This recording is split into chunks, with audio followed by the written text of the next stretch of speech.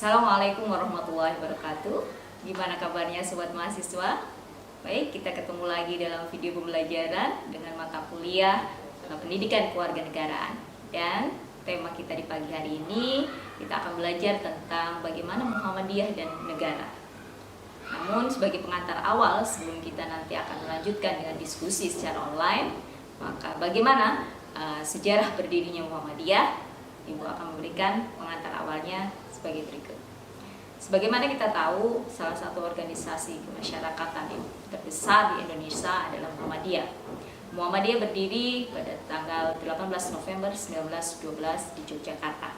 Dengan perintisnya, pasti kalian sudah familiar. Beliau ada Kiai Haji Ahmad Dahlan atau dengan nama kecilnya Muhammad Darwis.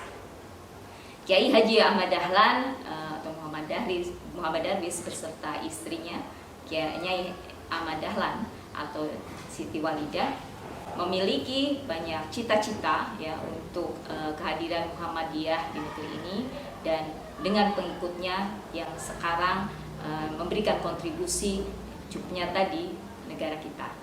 Untuk itu kita akan belajar tentang bagaimana arti dan tujuan dari gerakan Muhammadiyah.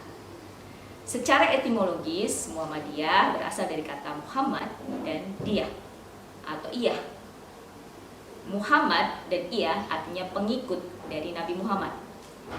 Secara terminologis, Muhammadiyah adalah gerakan Islam berdakwah amar ma'ruf nahi munkar, bersumber pada Al-Quran dan Al-Hadis. Muhammadiyah sendiri merupakan gerakan organisasi kemasyarakatan yang bergerak di bidang keagamaan, kemasyarakatan yang memiliki kontribusi nyata dari tahun 1912 kehadirannya sampai saat ini. Adapun dalam Quran surat Ali Imran 104 merupakan salah satu surat yang menjadi penguat di mana Muhammadiyah senantiasa bergerak.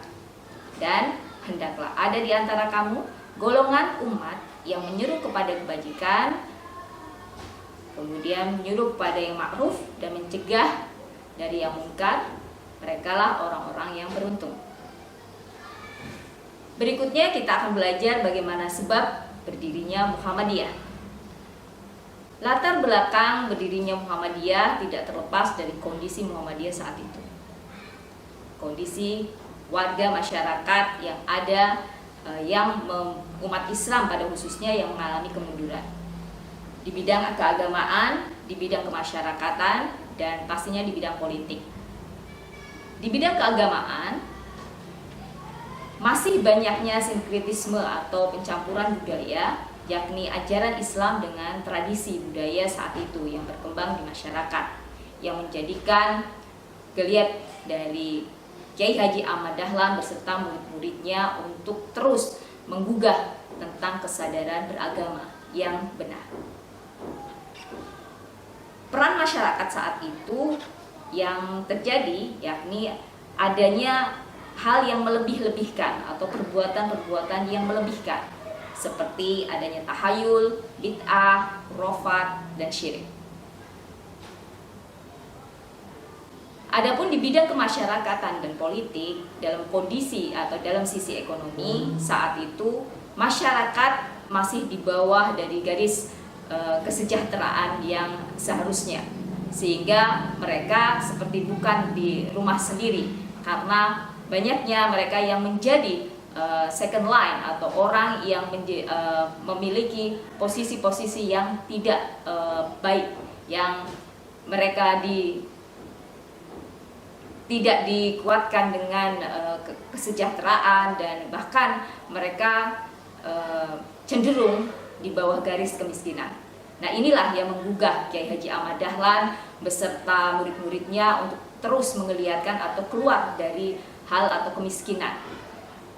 Awal yang dilakukan oleh Kiai Haji Ahmad Dahlan dan murid-muridnya adalah mengentaskan kemiskinan di lingkungan masyarakat saat itu. Dan karena di Yogyakarta, maka kebetulan di situ warga masyarakat di sekitar Masjid Gede Kauman melakukan banyak aktivitas untuk memberikan santunan atau mendidik anak yatim. Nah, orang-orang yang terpinggirkan itulah yang kemudian oleh Kiai Haji Ahmad Dahlan dan murid-muridnya diberi pengajaran tentang pendidikan ilmu agama dan kemudian diberikan kesejahteraan dalam hal ilmu. Selain itu, di bidang politik, masyarakat tidak diberikan kesempatan yang sepadan karena memang saat itu kondisi Indonesia masih belum merdeka. Dari faktor-faktor berdirinya Muhammadiyah, ada dua faktor yang sangat menguatkan kenapa Muhammadiyah hadir. Yang pertama, dari faktor subjektif. Dalam hal ini adalah kegelisahan dari Kiai Haji Ahmad Dahlan itu sendiri beserta murid-muridnya. Kemudian yang kedua adalah faktor yang berada dari luar atau secara objektif, yakni dari internal dan eksternal.